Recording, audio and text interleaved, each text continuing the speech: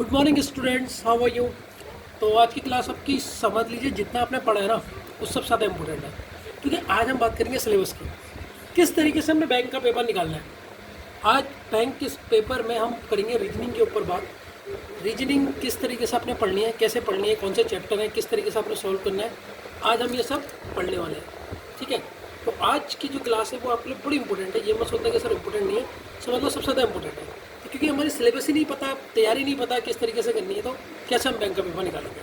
तो आपको आप डिटेल में पढ़ाऊंगा, एक एक चीज़ को अपनी न्यू कॉपी में, मैंने तो न्यू कॉपी ले रखी, इसमें नोट कीजिए, ठीक है ना, और जिससे आपको बहुत एडवांटेज होगा। देखो बच्चों, यहाँ पर एक चीज़ है जिसको मैं पूरी डिटेल में बताऊँगा। IBPS, यहाँ पर मैंने एक टर्म लिखा है, अब इसकी फुल फॉर्म भी बताऊँगा, यहाँ पर अब इसे छोड़ता हूँ। ठीक है, IBPS किसका पेपर करवाता है बच्चों? IBPS पेपर करवाता है आपका बैंकिंग, जितने भी बैंकिंग है, प्लस करवाता है इंश्योरेंस।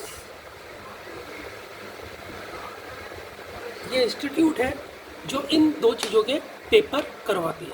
ठीक है बच्चों। सर ये इंश्योरेंस का तो हमने सुना नहीं बच्चों, LIC सुना होगा आपने, LIC, ओरिएंटल, और भी होता है बच्चों, और कौन सा इंश्योरेंस होता है? नेशनल इंश्योरेंस,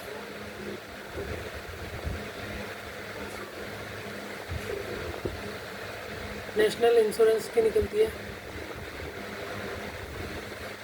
ठीक है, ये इतनी पोस्ट भी निकलती है, आपको कोई बताएगा नहीं, इसीलिए मैं आपको बता रहा हूँ ये, जिससे आपको ये चीज़ पता लगे। ठीक है बच्चों,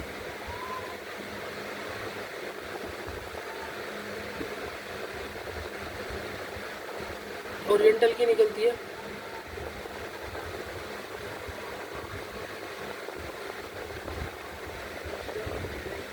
एक आती है न्यू इंडिया इंश्योरेंस, इसकी भी वैकेंसी निकलती है बच्चों। ठीक है, तो IBPS आपको क्या करवा रहा है सर? ये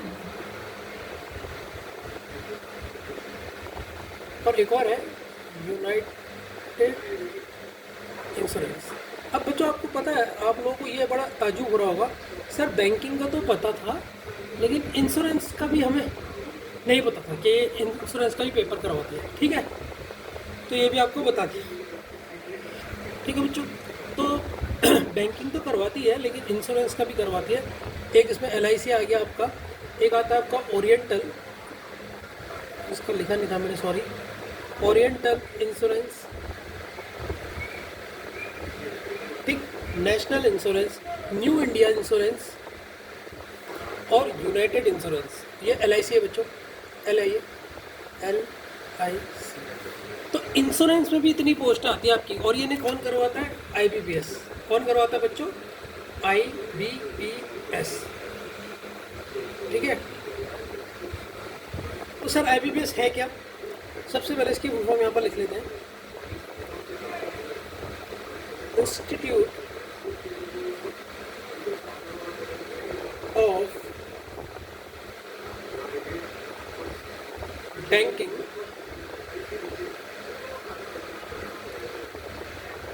पर्सनली सिलेक्शन।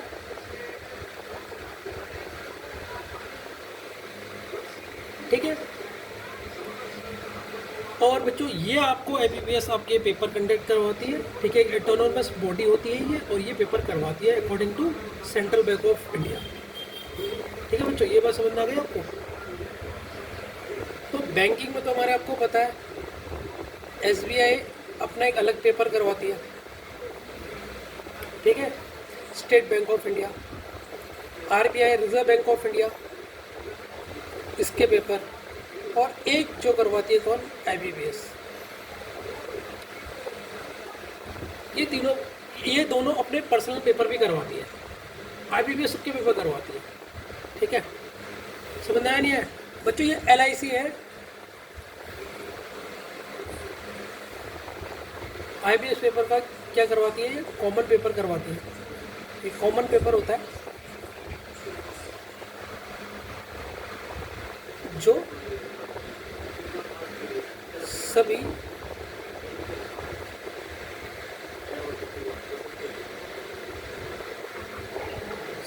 बैंक्स का होता है। मतलब जितने भी बैंक्स हैं ना, इसमें आपके नंबर और रैंकिंग के हिसाब से वो बैंक दे दिया जाता है। तो सभी का कॉमन पेपर करवाती है, ठीक है।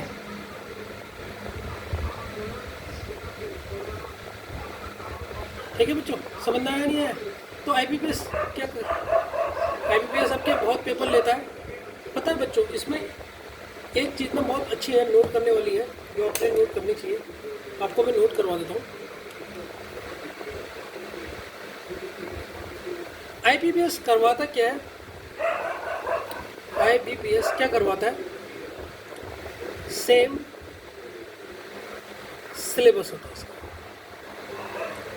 जो सिलेबस होता है वो सेम होता है, चाहे आप आरआरबी का दो, रीजनल रूरल बैंक बोला जाता है इसे, ग्रामीण बैंक भी बोला जाता है, चाहे आप एसबीआई का दो, किसी की भी तैयारी करो आप, चाहे आप आरबीआई की करो या आईबीपीएस कॉमन पेपर, जो मतलब सारे बैंकों के लिए होता है। जो इनका सिलेबस होता है ना, वो सबका सेम होता है।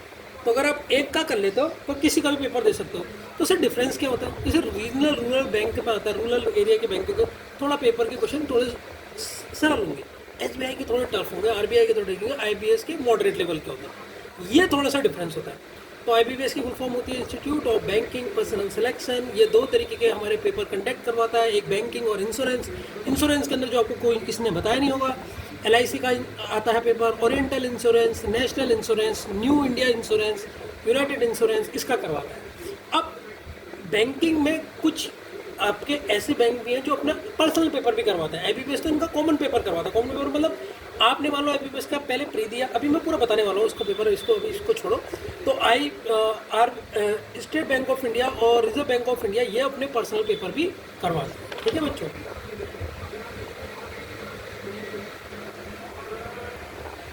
तो बच्चों सबसे पहले हम आपका एग्ज़ाम पैटर्न आज हम करेंगे, ठीक है। पेपर पैटर्न अभी हम डिस्कस करेंगे। तो सबसे पहला टॉपिक हम करेंगे किस तरीके से पेपर होते हैं बैंक के, पेपर पैटर्न।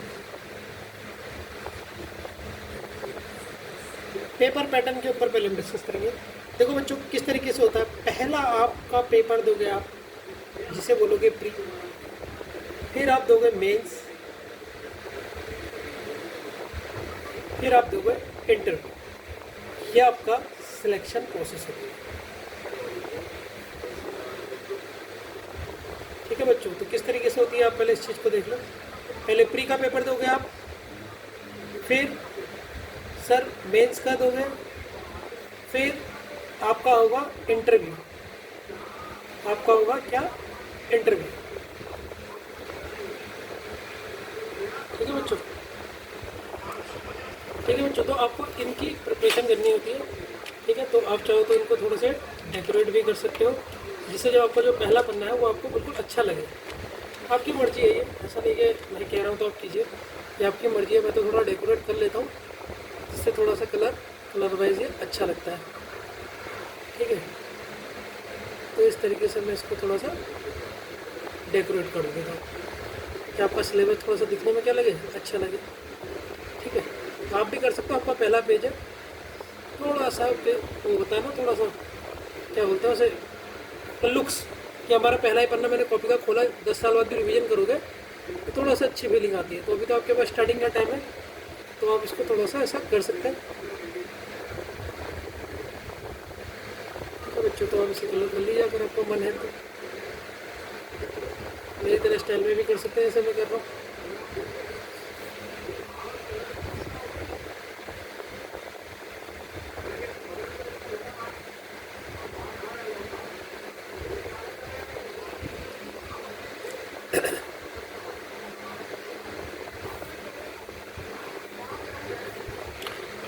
बच्चों एक मिनट जरा से कलर को साफ कर लेता हूँ।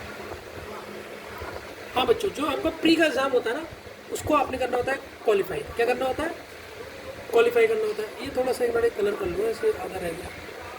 पहले ये थोड़ा सा स्टाइलिश दिखना चाहिए।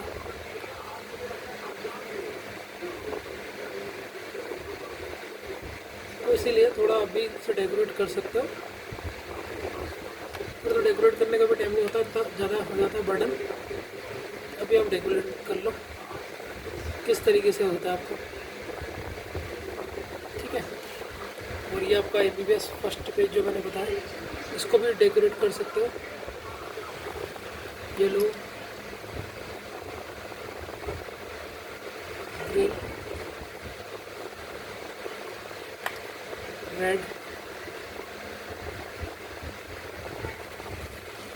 ऑरेंज,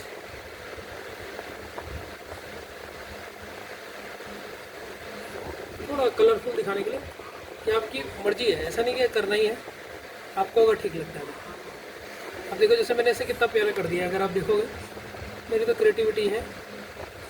थोड़ा सा अच्छा देखिए आपके नोट्स, जिस चीज़ की आप तैयारी कर रहे हो, एटलीस्ट आपको जब आप ये 10 साल बाद भी कॉपी खोलोगे ना, तो एक मुझे आया याद करोगे आपके आपके सर ने इतने अच्छे नोट्स आपके बनवाए थे, ठीक है। तो उस वजह से मैंने इस चीज़ को वो किया। इस येलो में थोड़ा सा ऑरेंज छोड़ देना, सूरज वाला रंग आता है, ठीक है। तो ये आपका सिलेबस का आपका पैटर्न है, ठीक है। तो आपका मैं बता रहा था, आपका इसमें प्री पेपर देता हूँ, तो प्री के पेपर में आप क्या करोगे सर, क्वालिफाई करेंगे। क्या करेंगे सर, क्वालिफाई। अच्छा सर, मेंस में क्या करोगे आप, स्कोरिंग, इसके नंबर काउंट होते हैं, इसमें आपने स्कोर करना है। अभी सब समझा दूंगा, डरना मत है, कुछ समझ नहीं आता। इंटरव्यू भी आपको होता है क्या, स्कोरिंग, इसमें भी आपको नंबर लेके आना है। देखो प्री क्वालिफाई मतलब क्या होता है कि अगर आपका प्री क्वालिफाई हुआ, अगर ये क्वालिफाई हो जाता है, यस यस मतलब कि आपने क्वालिफाई कर लिया, तो आप कहाँ इंटर करोगे, गो टू मेंस एग्जाम। तो प्री आपका क्वालिफाई होता है, मतलब इसमें इस नंबर नहीं लाने। उन्होंने को मान लो 100 में से आपको हर सब्जेक्ट में 20 नंबर लेके आने, उत्तर लेके आ जाओ आप, तो आपको क्वालिफाई हो जाएगा। तो अब आप गो टू मेंस में आओगे, भी पेपर समझाऊंगा मैं। तो जब आपका प्री का क्वालिफाई होता है, तो इसमें एक प्रोसेस होती है। इसमें होता क्या है, आपको मेंस के लिए एक कॉल लेटर आएगा। क्या आएगा बच्चों, कॉल लेटर आएगा कि आप मेंस के लिए क्वालिफाई हो चुके हो, मेंस की प्रिपरेशन जारी रखो, ठीक है। अगर आपका प्री क्वालिफाई नहीं हुआ, तो आपको कॉल लेटर नहीं आएगा। तो यहाँ पर जो कॉल लेटर है, ये इंपॉर्टेंट है, इस चीज़ को ध्यान रखिए। कॉल लेटर कब आपको कब आएगा, मेंस के लिए। ये मेंस है, ये मेंस है, मेंस लिख देता हूँ मैं इसे, MEINS, मेंस का कॉल लेटर आएगा यहाँ पे। ये ब्लैक पेन से लिख रहा हूँ मैं, थोड़ा सा अच्छा लिख करके, ठीक है। तो मेंस का कॉल लेटर कब आएगा, जब आपका क्या होगा, प्री क्वालिफाई होगा। देखो प्री में नंबर मैटर नहीं करते, प्री में नंबर मैटर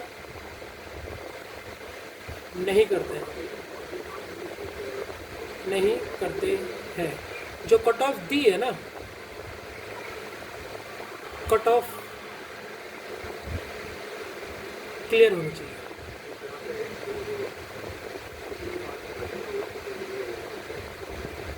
ठीक है, तो प्री में क्या करोगे, आपको ये पता लग गया क्या होनी चाहिए सर, कट ऑफ क्लियर होनी चाहिए। कट ऑफ क्या होनी चाहिए सर, क्लियर होनी चाहिए। ये चीज़ अपने दिमाग में ऐसे ही लिख लो। ये कट ऑफ वाली नहीं होती जैसे आपके कॉलेज में होती है कि 33% ले आओ पास हो जाओगे।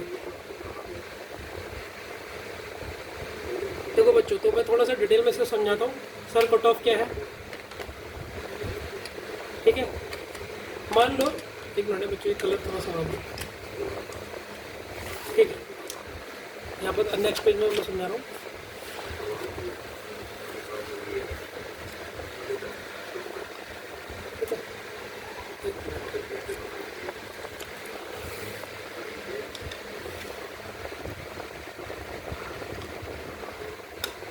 ठीक है, तो बच्चों तो मान लो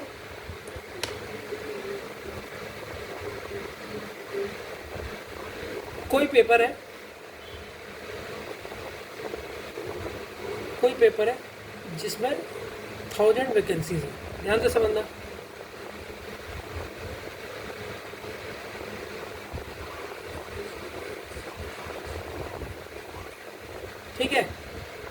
इसका 10 गुना कर दो, 1000 वैकेंसी है, इसका 10 गुना कर दो, इतने बच्चों का प्री क्वालिफाई हो गया। ध्यान से समझते रहना।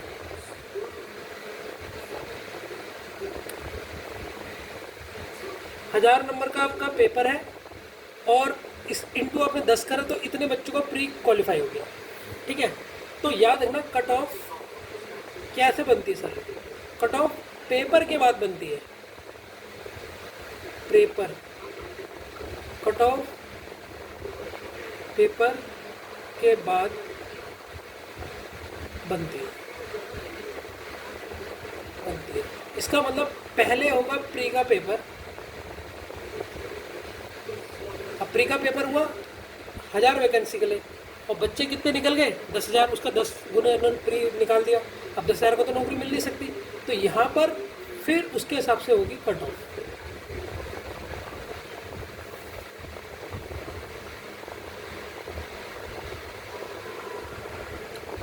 तो आप पेपर देने गए तो वहाँ पर बच्चों का स्कोर देखा जाएगा। कैंडिडेट लिखता हूँ यहाँ पर। कैंडिडेट्स का सबसे पहले क्या देखेंगे? प्री का पेपर होने के बाद उनका स्कोर देखेंगे, फिर उनके नंबर देखेंगे कि आपके नंबर कितना है, उनको नहीं पता। फिर आपके नंबर जैसा है फिर आपकी रैंकिंग करेंगे कि आपकी क्या रैंक आई है।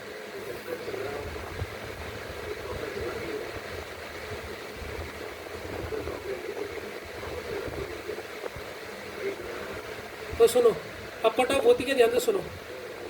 मान लो 10,000 बच्चे क्वालिफाई हो गए। किस वैकेंसी के लिए? 1000 वैकेंसी के लिए।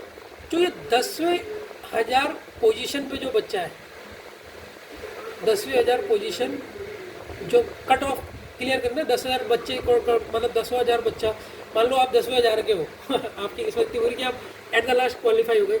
10,000 पे जो कैंडिडेट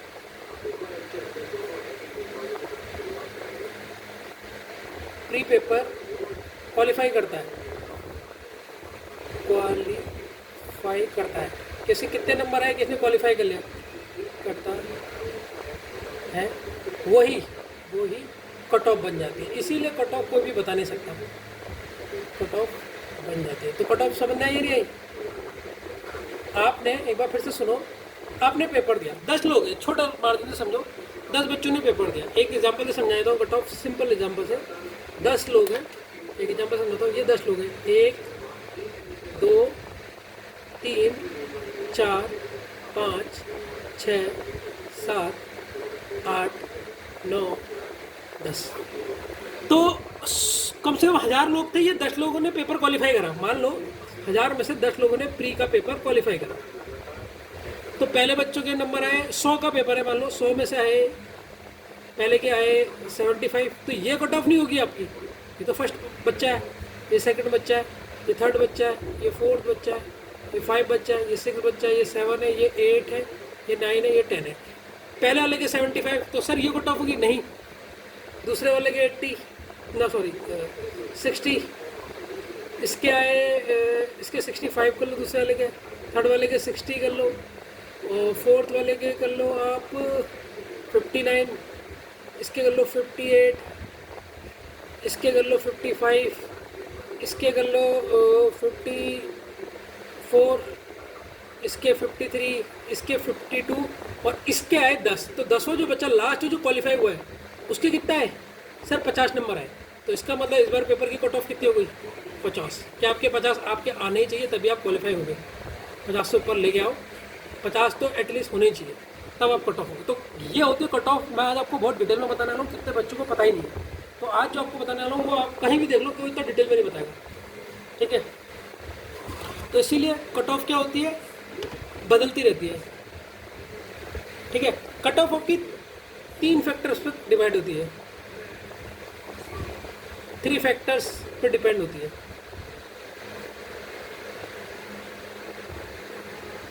ठीक है, 3 फैक्टर पे कट ऑफ बनती है। वैकेंसीज कितनी आई,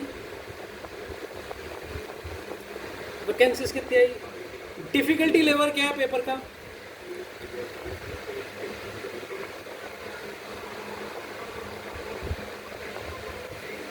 तो कट ऑफ का कोई नंबर नहीं होता है कि आप ये सब करिए।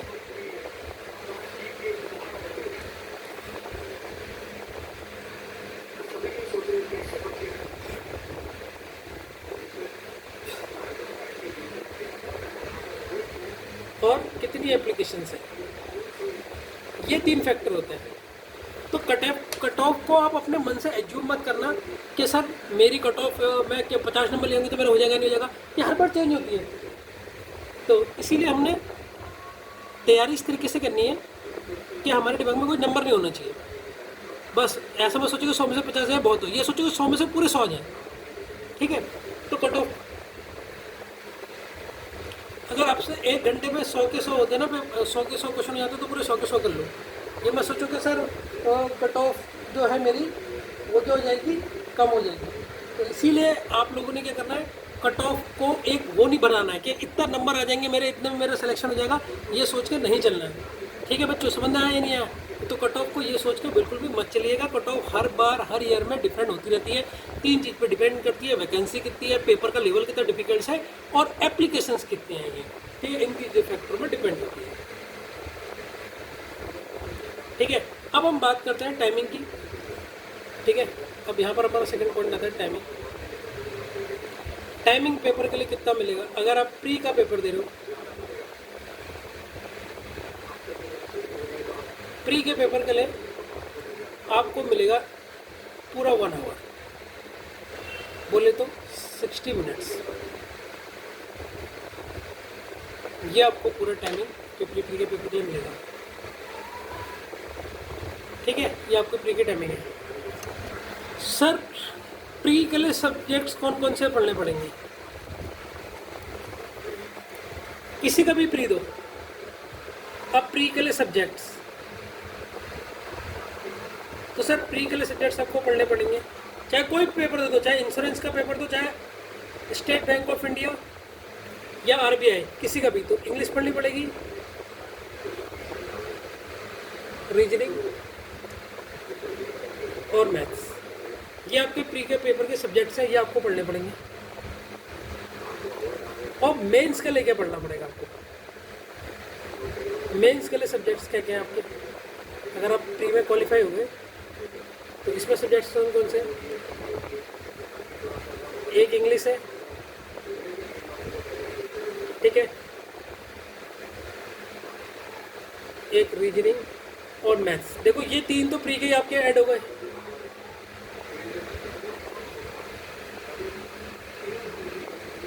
कंप्यूटर और जनरल अवेयरनेस, जनरल अवेयरनेस, ये आपके 5 सब्जेक्ट होते हैं मेंस में। ठीक है बच्चों, ये समझना है आपको या नहीं है? तो अगर आप प्री की तैयारी कर रहे हो तो 3 सब्जेक्ट तो आपको यही आपके मेंस के तैयार हो गए। प्री में थोड़ा लेवल के क्वेश्चन थोड़े से हल्के आते हैं, मतलब इतने हल्के भी नहीं, थोड़े से हल्के आते हैं, लेकिन मेंस में थोड़े से टफ आएंगे। कंप्यूटर आ गए, जनरल अवेयरनेस आ गई। अब मैं बात करता हूँ कट ऑफ की, sorry negative marking. Sir negative marks होते हैं? यस सर, नेगेटिव मार्क्स होता है आपका। कितने नंबर का नेगेटिव मार्क्स होता है? अगर आपने पूरा समझाऊंगा, नेगेटिव मार्किंग होती है 1/4, जिसको आप पॉइंट में निकालोगे तो आंसर आएगा 0.25। डिवाइड करके देख लो इसको कैसा है सर। चलो डिवाइड करके आपको, आप खुद ही देख लेना, डिवाइड करके आपको आ जाएगा इतना। तो सर हुआ कितना, मैं नहीं समझा। लेट अस सपोज आपने क्या करा, आपने 12 क्वेश्चन सही कर दिए, 12 नंबर आ रहे हैं आपके, 12 नंबर आपके बिल्कुल सही थे। लेकिन जैसे आपने थर्ड वाला 13वां वाला क्वेश्चन करा वो रॉन्ग हो गया।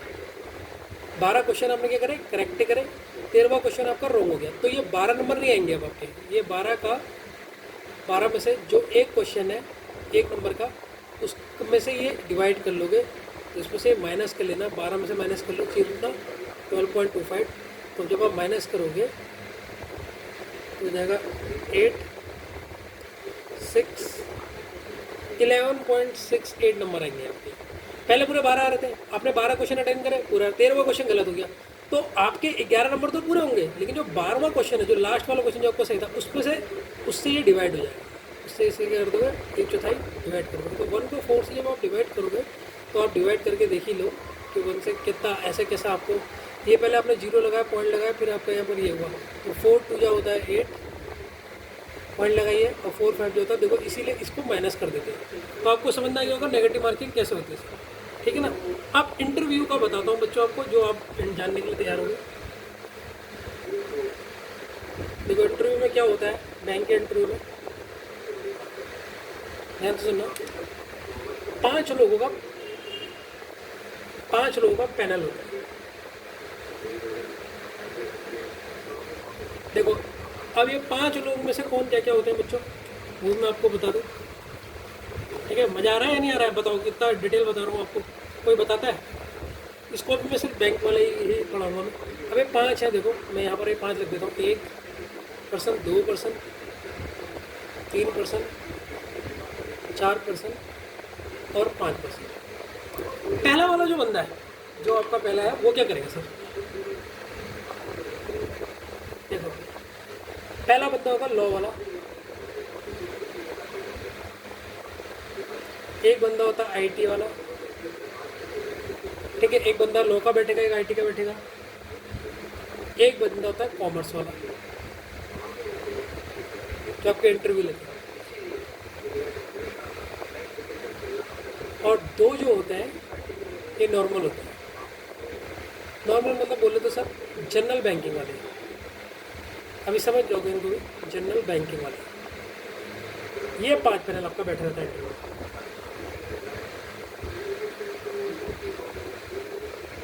तो आपसे क्वेश्चन कैसे कैसे पूछते हैं, क्वेश्चन कैसे पूछा जाता है, देखो सबसे पहले पूछते हैं, मोस्टली ये तो पूछते ही हैं बैंकिंग रिलेटेड। अब बैंकिंग रिलेटेड सर क्वेश्चन क्या पूछते हैं, जैसे पूछ लिया, अच्छा चेक के बारे में बताओ, चेक में कितने नंबर होते हैं, डेट कहाँ पर लिखी जाती है, सब कुछ। चेक बाउंस कैसे होता है, बैंक के फंक्शन होते हैं, उससे रिलेटेड पूछते हैं। ये तो आप कोर्स में पढ़ोगे। आपकी क्वालिफिकेशन रिलेटेड क्वेश्चन पूछ लेंगे,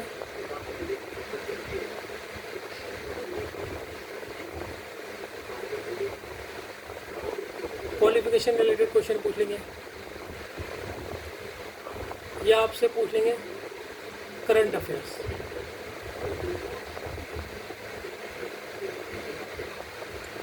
ये 3 दिशाएं होती हैं जो इंटरव्यू में मेन ज़्यादा क्वेश्चन आपसे पूछे जाते हैं। तो बैंक की आप तैयारी करो, तो बैंक की तो अभी आप बैंकिंग अवेयरनेस पढ़ोगे, तो उसमें ये पूरा टॉपिक खत्म हो जाता है। करंट अफेयर आप बैंक की तैयारी कर रहे हो तो पढ़ोगे। क्वालिफिकेशन रिलेटेड आपने जो क्वालिफाई किया है, मान लो आप बीटेक हो या आप बीए वाले हो या एमएससी वाले हो, तो क्वालिफिकेशन से कुछ भी रिलेटेड क्वेश्चन पूछ लेंगे इंटरव्यू के लिए, ठीक है बच्चों।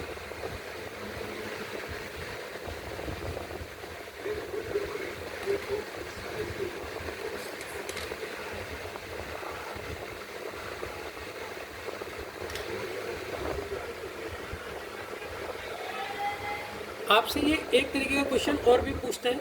ये तो 3 क्वेश्चन है, और एक क्वेश्चन और मैंने सुना था, एक मेरे दोस्त से पूछा था कि एक बुजुर्ग आदमी है, आप बैंक के वहाँ पर कैशियर पे हो, और एक जवान आदमी आपके आगे है और एक बुजुर्ग आदमी आपके पीछे है, मतलब वो 10वीं रो में, मतलब जो लाइन में लगा है वो 10 नंबर पे लगा है, एक बुजुर्ग आदमी, ओल्ड पर्सन। तो आप क्या करोगे, पहले उस ओल्ड पर्सन को प्रेफरेंस दोगे या जो लाइन में लगा है उसको दोगे? तो ये बड़ा टिपिकल तरीके से क्वेश्चन आपसे पूछे जाते हैं। तो ठीक है, इनको कहते हैं दिमाग से। तो क्वालिफिकेशन में क्या होगा, क्वालिफिकेशन से रिलेटेड क्वेश्चन कहते हैं। लेट अस सपोज आपने क्या करा है, बीएससी करा है, या आपने बीटेक करा है, या आपने क्या करा है, बीए करा है। तो जो नॉर्मल होते हैं ना पर्सन, नॉर्मल यही होते हैं, ये किसी न किसी ब्रांच के होते हैं। या तो कॉमर्स और बीए वाले हो गए, तो यहाँ पर मान लो इसने बीए वाला स्टूडेंट, ये एक बीए वाला कैंडिडेट इंटरव्यू में बैठा है और आपने बीए करा है, तो ये आपसे क्वेश्चन पूछ देगा क्वालिफिकेशन से रिलेटेड। कोई बीटेक वाला है तो ये बीटेक वाला है, मान लो ये बीटेक वाला पूछ लेगा। और बीटेक वाला क्या होता है, वो बीएससी भी जानता है साइंस वाला, तो इसका भी क्वेश्चन यही सुन लेगा। कॉमर्स वाला ये बीए वाला है तो कॉमर्स वाला भी होगा। तो नॉर्मलाइजेशन में ये लोग बैठते हैं, ठीक है। तो पैटर्न पूरी तरीके से समझ आ रहा है नहीं आ रहा, पहले तो इतना बताओ। तो मज़ा आ रहा है, पहले बताओ कि सर मैं जिस चीज़ की तैयारी कर रही हूँ या कर रहा हूँ, तो सर मुझे आज उसके बारे में जो आपने बताया सर, तो मुझे थोड़ा पता लगा कि मैं पढ़ क्या रहा हूँ। अभी तो और आगे चलेगा, अभी तो ये थोड़ा सा मैं पहले थोड़ा सा इसे डेकोरेट कर दूँ, पन्ना थोड़ा सा अच्छा लगे। ठीक है, आप भी कर सकते हो। आप भी अपने नोट्स को, ये सिलेबस को बिल्कुल ऐसे दिमाग में बैठा लोगे कौन कौन से सब्जेक्ट किस तरीके से पढ़ने, इससे आपको बहुत बेनिफिट मिल जाएगा। ठीक है, तो मैं तो जरा इसको पूरा चेहरा ही सजा देता हूँ। ठीक, इंटरव्यू पैनल तो मज़ा आ रहा है। मतलब इंटरव्यू के बारे में पता था अभी तक इतना, तो इंटरव्यू के लिए आपने प्रिपरेशन कैसे करनी है, हर चीज़ में इंटरव्यू नहीं होता, अभी बता दूंगा कौन कौन से पेपर में इंटरव्यू नहीं होता।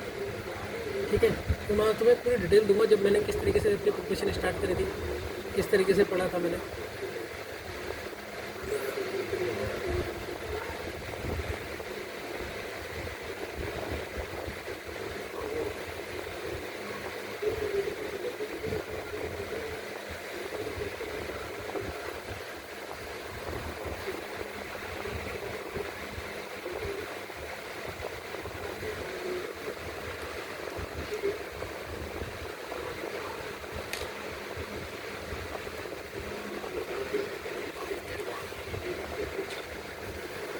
तो आप भी अपनी कॉपी सजा सकते हैं, तो पॉज कर दूँगा उसे। देखो बच्चों, ये मैंने सजा दिया, आप भी सजा सकते हैं। ये मेन सब्जेक्ट जो थे मैंने ऐसे तरीके से कलर सजा दिए। ठीक है, अब आपको बड़ी इंटरेस्टिंग बात बताऊँ, आगे बढ़ते हैं। मज़ा आ रहा है नहीं आ रहा पहले तो मुझे बताओ। आ रहा है तो मेरे सेक्शन को लाइक कीजिए अगर आपको मज़ा आ रहा है तो। अब इस चीज़ को देखिए, एक और चीज़ बताऊँ, आपके पेपर कितने होते हैं, टाइप ऑफ पेपर।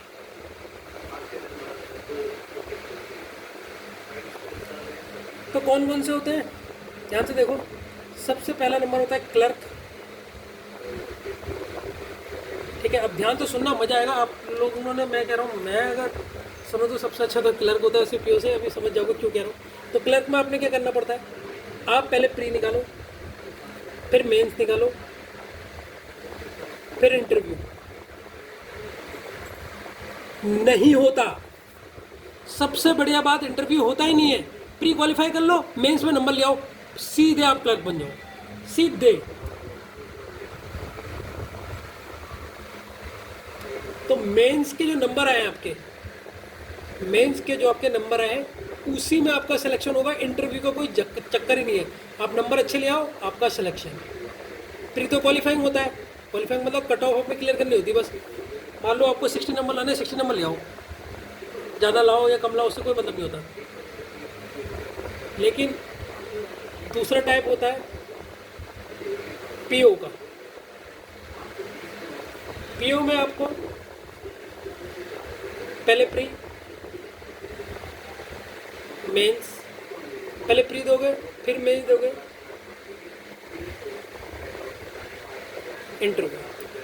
और जो आपका सिलेक्शन प्रोसेस होगा पीओ के पेपर में, जो आपका सिलेक्शन होगा, सिलेक्शन प्रोसेस क्या होगा आपका, पहले आप मेंस के जो स्कोर करोगे और इंटरव्यू में जितना स्कोर करोगे उसको मिला के आपका सिलेक्शन होता है। लेकिन इसमें कितना परसेंटेज होता है, तो सर मेंस का माना जाता है 80% कुछ पेपरों में, और इंटरव्यू माना जाता है 20%। कि 20% नंबर आप इंटरव्यू में ले आओ, बाकी 80% इसमें ले आओ। और कुछ कुछ पेपर में उल्टा है, 75% आपका मेंस का है और 25% आपका इंटरव्यू का। तो कितनी चीज़ें आपको आज मैंने इसमें दे दी है, अच्छी दी है कम दी। ठीक है,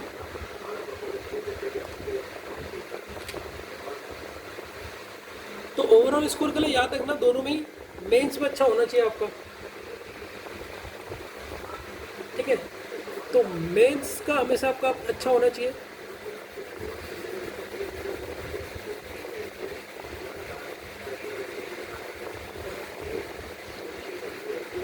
तो कभी कभी बच्चे क्या करते हैं कि मेंस में इंटरव्यू बहुत अच्छा दे देते हैं, और मेंस अगर आपका अच्छा नहीं हुआ तो बहुत मुश्किल है। तो यहाँ तो पूरा 100% है। तो सबसे अच्छे नंबर आपके किस में आने चाहिए बच्चों, सर मेंस में।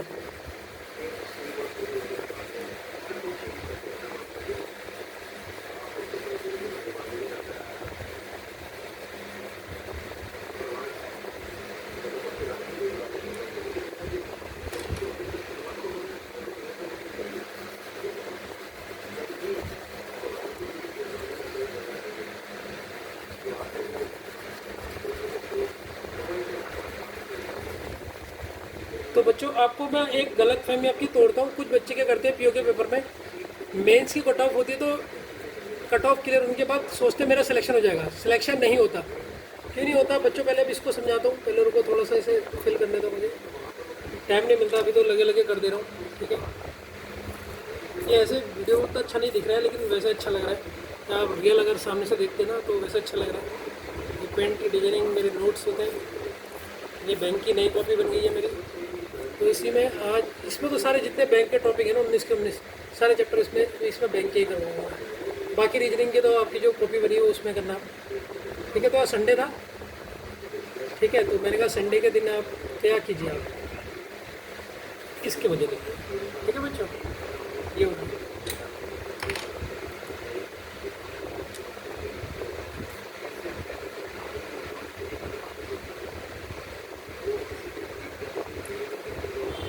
देखो बच्चों, एक चीज़ बताया था, नोट इसे याद रखना। मान लो कट ऑफ मेंस की, प्री की बात नहीं कर रहा हूँ, मेंस की कट ऑफ 60 है कि 60 नंबर आ जाएगा, आपका सिलेक्शन हो जाएगा। और आपके आगे 61, तो क्या आपका सिलेक्शन हो जाएगा? नहीं होगा। सर मैंने कट ऑफ तो क्लियर कर ली मेंस की, क्यों नहीं होगा?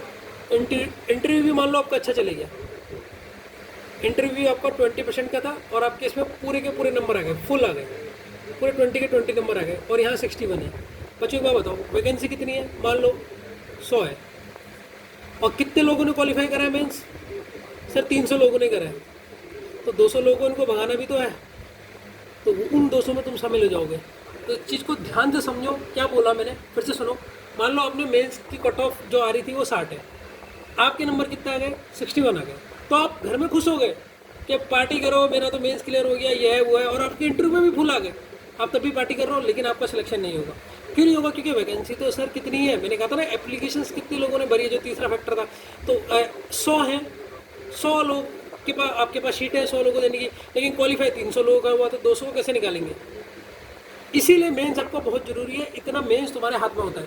प्री में तो मैं आपको तो क्लर्क में तो वो देना ही नहीं, अगर आप क्लर्क निकालो तो क्लर्क में सबसे बड़ा इंटरव्यू का झाड़ी खत्म। बस मेंस में अपना रिटर्न बुक करो, सीधे आपको सीधे, और सबसे जल्दी इसका रिजल्ट आता है। एसएससी तो बहुत देर लगाता है, इसका रिजल्ट बहुत जल्दी आता है। तो कट ऑफ के पास होने जो पास, इनके जो कट ऑफ 60 है, जो इनके पास वाले बच्चे होते हैं उनका सिलेक्शन होना मुश्किल हो जाता है। 65, 66, 67 इनका मुश्किल हो जाता है। तो कट ऑफ से हमेशा 10 नंबर ज़्यादा लाओ। तो गले की हड्डी होती है, ना ऊपर ना नीचे, वेटिंग लिस्ट में आ जाता है। ठीक है, तो अगले की तैयारी करते हो क्योंकि ये उनका चले जाता है। तो इस चीज़ का ध्यान रखिए।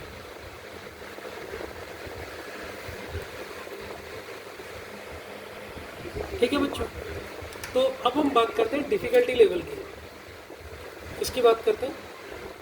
चलो एक और चीज़ बताया था, ये कट ऑफ है, ये नंबर है, ध्यान से सुनना है बच्चों। अगर आप पीओ की तैयारी कर रहे हो तो उन बच्चों के लिए है। तो कट ऑफ मान लो 60 है, कट ऑफ 60 है। एक बच्चे के नंबर आए 59, एक के नंबर आए 65, एक बच्चे के नंबर आए 80। ठीक है, अब मुझे वो बताओ किस बच्चे का, स्टूडेंट का सिलेक्शन हो जाएगा मेंस में? मेंस की कट ऑफ है, किन किन को फ़ायदा है? एक इसको फ़ायदा है, सर इसका तो श्योर सिलेक्शन हो जाएगा। दूसरे में इन दोनों को किसका सिलेक्शन होगा? 65 वाले का। क्यों सर इसका 65 में नहीं, इसका सेकंड नंबर में इसका फ़ायदा है, क्योंकि इसको पता है कि इसका सिलेक्शन होगा ही नहीं। इसको पता है ये फेल हो गया, इसे अगली बार तैयारी करनी है। इसे पता है ये पास हो गया, लेकिन ये अटका रह जाएगा। ये करेगा, इसे पता ही नहीं मेरा होगा नहीं होगा, ये इंटरव्यू की तैयारी करने लग जाएगा, सब कुछ पढ़ने लग जाएगा इंटरव्यू के अकॉर्डिंग, और बाद में पता लग रहा है इसको इंटरव्यू के लिए बुलाएंगे ही नहीं, इसका सिलेक्शन ही नहीं हुआ। इंटरव्यू के बाद भी इसका सिलेक्शन नहीं हुआ, क्योंकि उनके पास 100 ही पोस्टें थी और जिन्होंने क्लियर करा वो 300 लोग थे। तो हमेशा मैं तुम्हें समझाने के जा रहा हूँ, मेन से ज़्यादा नंबर लेके आओ। समझना है नहीं है? ये पीओ को ले आया, क्योंकि क्लर्क में तो है ही नहीं इंटरव्यू का चक्कर। अब मैं आपको लेवल बता रहा हूँ, difficulty level, paper difficulty level. तो मैं एक एक चीज़ मैंने आपको बता दी इसमें कि किस हिसाब से कौन कौन सा पेपर से कितना डिफ़िकल्ट होता है, किस लेवल का होता है, ये मुझे बता दो। ईजी से अगर मैं बात करूँ, ईजी टू बात करूँ डिफ़िकल्ट, तो सर इजी से डिफ़िकल्ट पेपर कौन सा होता है? सबसे इजी पेपर होता है क्लर्क का प्री, जब आप क्लर्क का प्री दोगे ये सबसे इजी होता है। उसके बाद थोड़ा इजी होता है पीओ का प्री, जो पीओ का दे रहे हो ना प्री।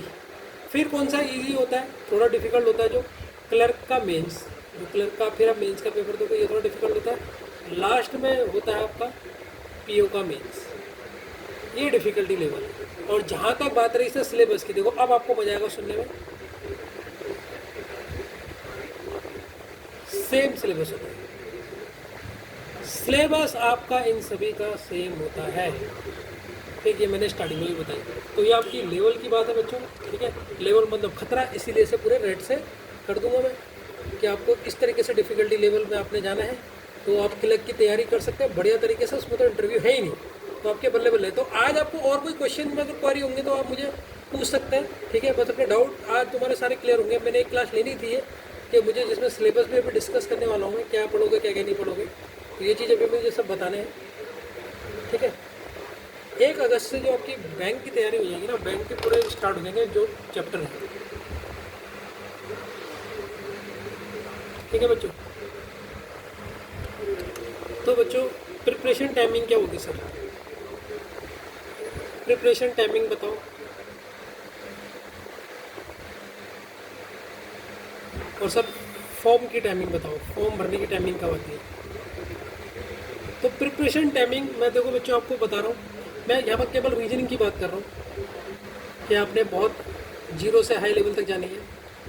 4 मंथ,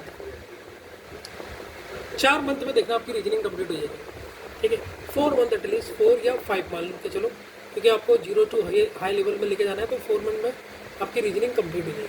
मैं सिर्फ यहाँ पर रीजनिंग की बात करूँगा, ठीक है। इसकी जो फॉर्म फिलिंग होती है, फॉर्म टाइमिंग हर ईयर होती है, कभी कभी नवंबर कभी दिसंबर। लेकिन तुम्हें एक बार बता रहा हूँ, जो ध्यान रखना, फॉर्म आने के बाद 1 मंथ के बाद आपका पेपर हो जाता है। तो आपने फॉर्म का वेट नहीं करना कि प्रिपरेशन में तब करूँगा, पहले से पढ़ लो। आप अगर मान लो अभी कोई अपना ग्रेजुएशन कर रहे हो, ग्रेजुएशन ख़त्म होने से पहले इसकी प्रिपरेशन कर लो, इतना ढंग से कर लो, ग्रेजुएशन में होने के बाद हो जाएगा। जैसे आप अभी आप मान लो रीजनिंग कर रहे हो, तो रीजनिंग में आपने 4-5 महीने दे दिए पूरे, या पूरे एक वो दे दिया, फिर मैथ्स में दे दो, तो आपके पास जैसे 3 या 4 साल का आपका ग्रेजुएशन होता है, तो उसमें तक आपकी तब तक पूरी प्रिपरेशन हो जाएगी। लेकिन बहुत घंटे पढ़ना पड़ेगा आपको।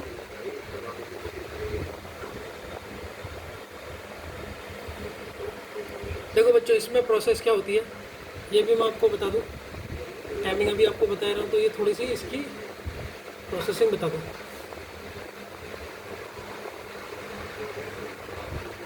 देखो बच्चों क्या होता है, फॉर्म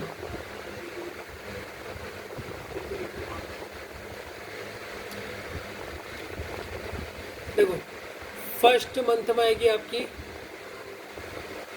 नोटिफिकेशन। ध्यान से देखना, कोई तो डिटेल में नहीं बताएगा, कैसे कैसे आपको पता लगेगा कि सर पहले आपकी नोटिफिकेशन आएगी, ठीक। और अगले दूसरे मंथ में, पहले मंथ में, लेट अस सपोज जनवरी में आपका नोटिफिकेशन है, फरवरी में आपका प्री का पेपर हो जाएगा, तीसरे महीने में जो नोटिफिकेशन से अगर आप जोड़ोगे ये आपका मेंस हो जाएगा पेपर। तो जनवरी फरवरी मार्च में आपका मेंस हो जाएगा।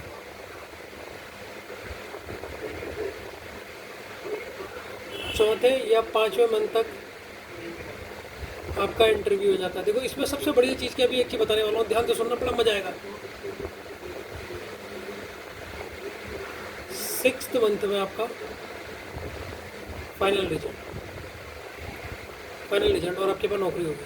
तो जनवरी में आपका नोटिफिकेशन है, मान लो एक हाइपोथेटिकल केस ले रहा हूँ, अपने मन से मंथ ले रहा हूँ।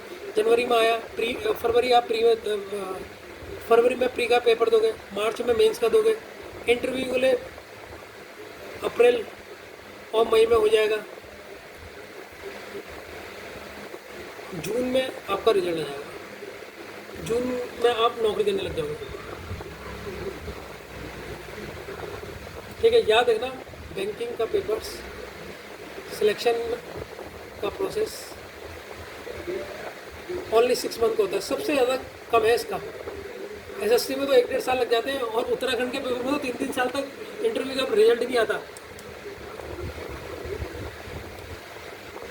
और आईबीपीएस वाले जनवरी के मंथ में पूरे कैलेंडर आ जाता है कि कब कब पेपर होंगे। ठीक है, तो इसका कैलेंडर पहले आ जाएगा बच्चों।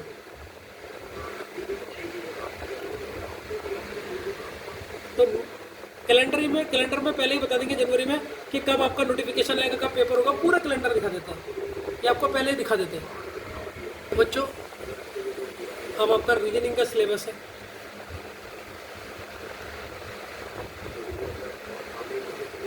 अब अपना रीजनिंग का सिलेबस देख लीजिए, ये बैंकिंग का है। ठीक है, फर्स्ट में डालना inequalities,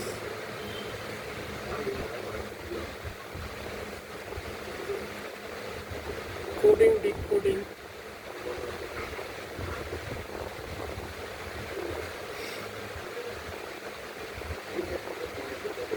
alpha numeric symbol base question,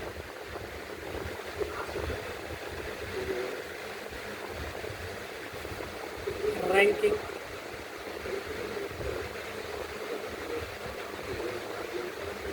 blood relation, directions, सिनोलॉजी,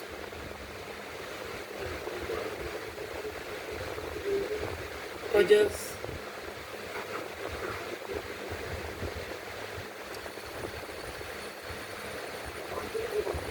sitting arrangement,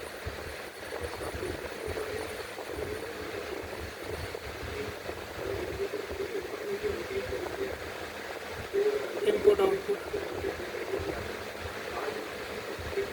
data efficiency,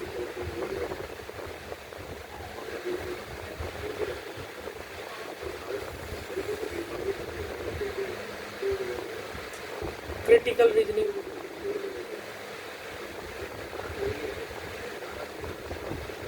decision making.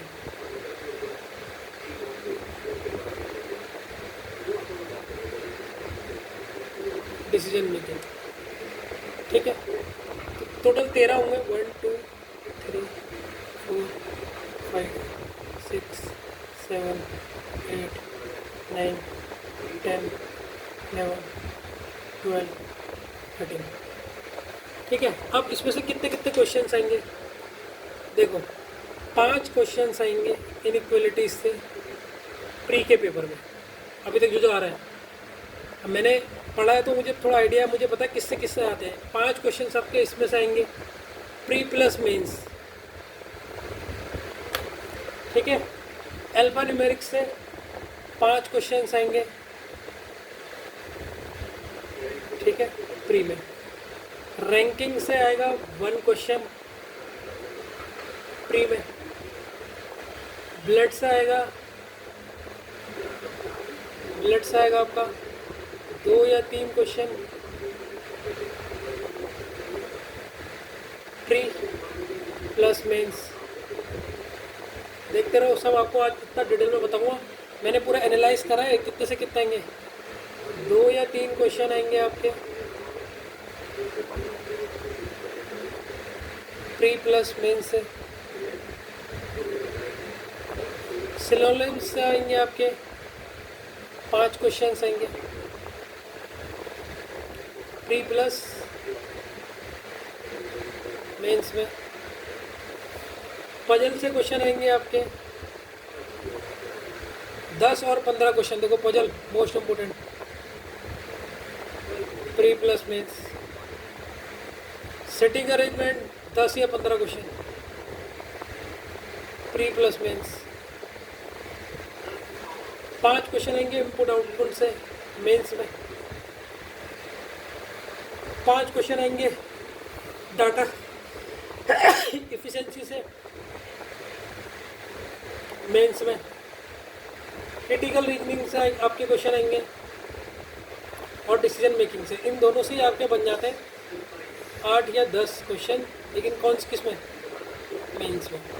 तो आपको ये तो डिटेल बता दी मैंने किस चैप्टर से कितने नंबरों का आएगा, ठीक है, क्योंकि मैंने एनालाइज़ किया है, जब मैंने प्रिपरेशन करी है तो मैंने बहुत एनालाइज़ किया था, और सबसे ज़्यादा बैंक की रीजनिंग टफ मानी जाती है, तो हमने इसका एनालाइज़ करके हमने ये आपको पूरा दे दिया रीजनिंग का सिलेबस, ठीक है। तो किससे कितना आएगा, आपको ये मज़ा आया, ये नहीं आया।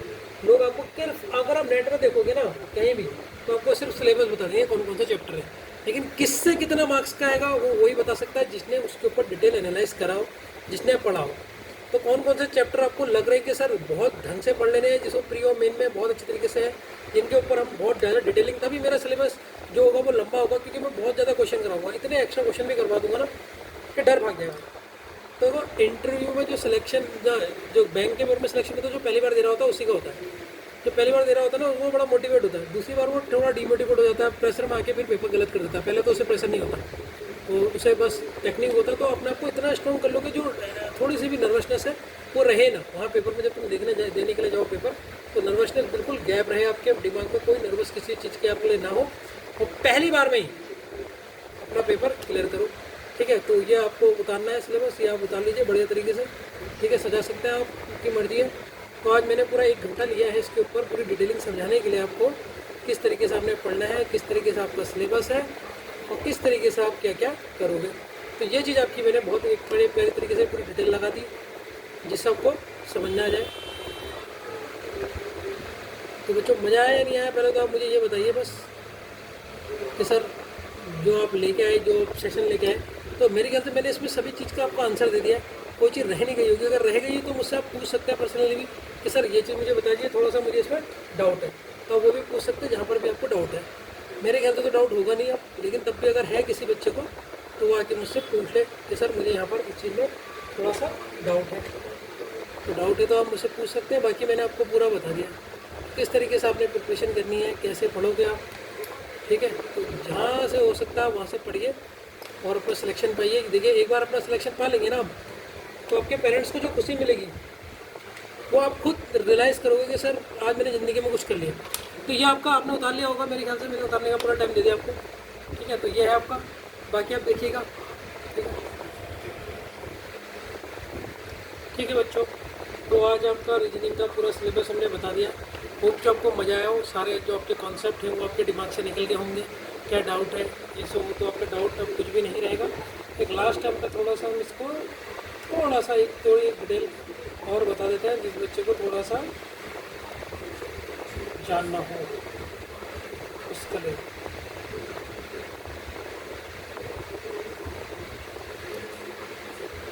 ठीक है बच्चों, एक टाइमिंग की थोड़ी सी बात कर लेते हैं। यहाँ पे लिख देता हूँ टाइमिंग। अगर आप प्री का पेपर दे रहे हो तो उसके लिए आपको जो टाइमिंग मिलती है वो मिलती है 60 मिनट्स, 1 घंटा। और मेंस के लिए मैंने टाइमिंग नहीं बताई थी, वो मिलता है आपको 190 मिनट्स। 190 मिनट्स बोले तो बताओ 60 और 60 120 और वो 3। ये मेंस के लिए बता रहा हूँ मैं, मेंस पीओ मेंस के लिए तो 3 घंटे से ऊपर मिलते हैं, मतलब 3.5 घंटे मिलते हैं। देखो कैसे हुआ 3.5, 60 कितना हुआ 180 हुआ सर।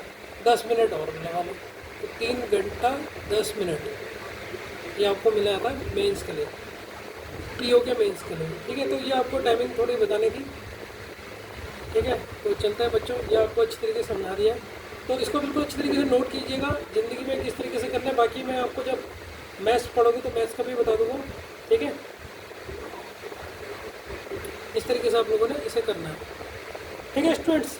तो कोई डाउट मेरे ख्याल से आपको नहीं रहा होगा। कोई डाउट होगा तो मुझसे आप पूछ सकते हैं पर्सनली कि सर मुझे ये इसमें ऐसा बताना है, ठीक है। तो आज आपका संडे था, चाहता तो क्लास नहीं लेता, लेकिन मैंने सोचा इस क्लास में आपको बेसिक कुछ इंपॉर्टेंट चीज़ आपको बता दी जाए, तो इसलिए आपको बता दी है, ठीक है, जो आपकी मदद बहुत अच्छी तरीके से करेगा, ठीक है। तो जो ये IBPS का अगर आप क्लर्क दे रहे हो ना, एक और चीज़ बता ही देता हूँ। IBPS अगर आप क्लर्क, मैं प्री की बात कर रहा हूँ, कहीं पर ये प्री को प्रीलिम्स भी बोला जाता है बच्चों, तो कन्फ्यूज मत होना। प्रीलिम्स सिलेबस, तो प्रीलिम्स में क्या पढ़े हम, रीजनिंग का सिलेबस बता दो सर, क्योंकि अभी तो हम आपसे रीजनिंग ही कर रहे हैं।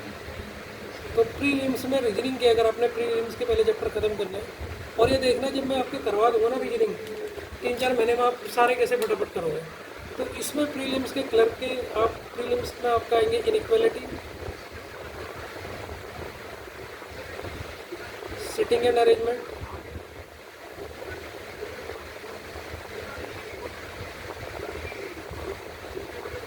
Alphanumeric, alphanumeric series, blood relation,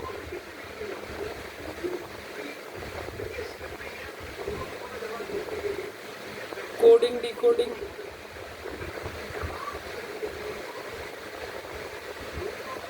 data efficiency,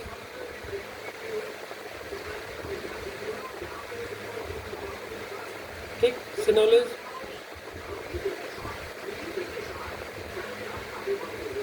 order and ranking,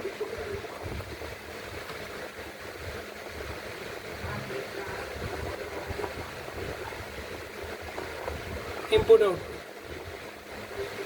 तो कभी कभी ये आपके इसमें पूछ लेता है, किसमें, प्रीलिम्स में। ये प्रीलिम्स का आपका, ठीक है बच्चों।